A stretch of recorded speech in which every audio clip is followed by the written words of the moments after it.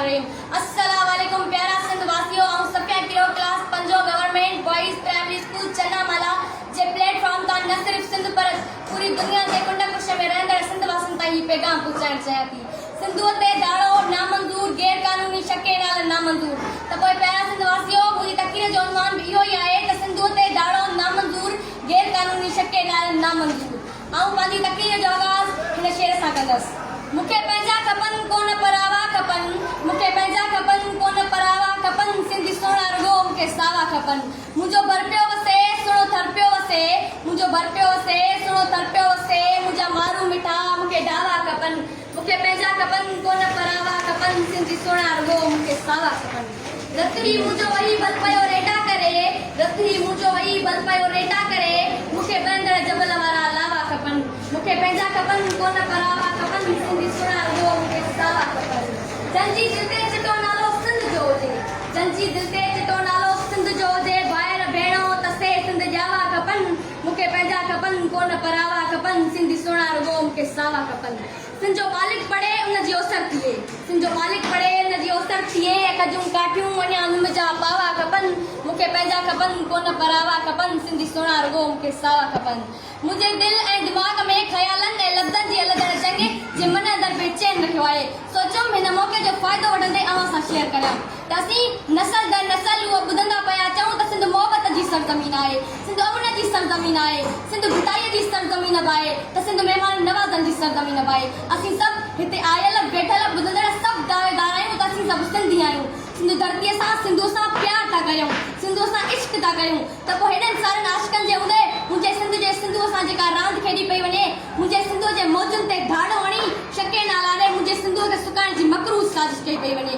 उहे साज़िशी टोला ॼाणनि था अगरि असीं सिंधुअ ते शके ना लाॾींदासीं त सिंधी रुगो मुसीबतुनि में फासी वेंदा, छो त शके ना लाॾण सां सिंध जी ज़रख़ीज़ ज़मीन बंजर ऐं रेगिस्तान बणिजी वेंदी, बेरोज़गारी ऐं गुरबत वधी वेंदी, जंहिं करे ॾोहनि में इज़ाफ़ो थींदो, ॻोठनि मां शहरनि लाइ लॾ पलाण थींदी, जंहिंसां तमामु घणा समाजी मसइला पैदा थींदा, माहौलियाती गदलाहट पैदा थींदी, बीमारियूं वधंदियूं, जंगली जीव पखी मरी वेंदा या सिंध छॾे वेंदा, मछलीअ जो नस्ल ख़तमु थी वेंदो, अरबी समुंड जे किनारे जा इलाइक़ा समुंड गिरकाईंदो पियो वञे, पाणीअ जे ज़र जे पाणीअ जो फुट हज़ारे गुना हेठि लही वेंदो।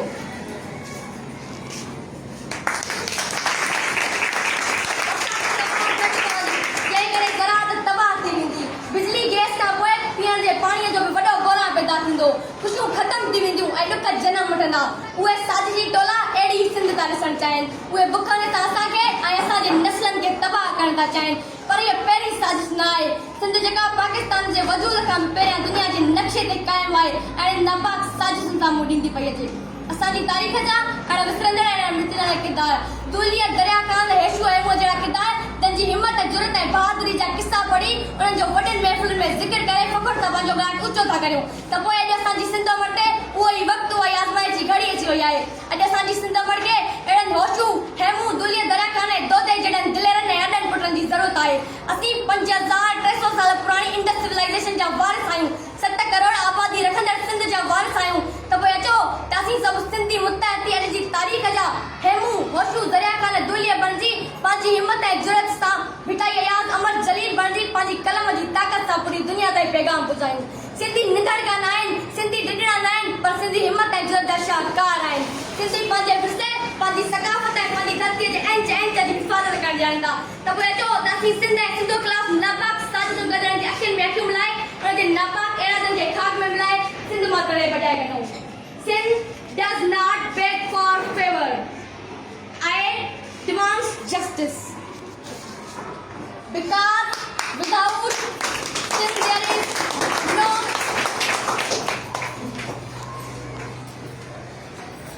there is no sin, and without sin there is no Indus. So we say again and again, no more canals and river Indus. छाकाणि त सिंधु पंहिंजो सावा, सिंध पंहिंजी मावा, सिंध में असांजो सावा, सिंध में असांजो सावा। मुंहिंजा प्यारा साथियो, ही पैगाम अवां लाइ इहो नारो हणी त मर वेसूं पर सिंध न ॾेसूं, मर वेसूं पर सिंधु ते पाणी दा हिकु कतरा न ॾेसूं, मर वेसूं पर सिंधु ते पाणी दा हिकु फुड़ा न ॾेसूं। आख़िर में मां शेर चई पंहिंजी जाइ वठंदसि। ॾिजो न हाणे साथियो के रही सखां न मीर खां, ॾिजो न हाणे साथियो के रही सखां न मीर खां, ॾिजो न के मुलामई फ़क़ीर शेख पीर खां, उथो त जंग चोटरियूं हरा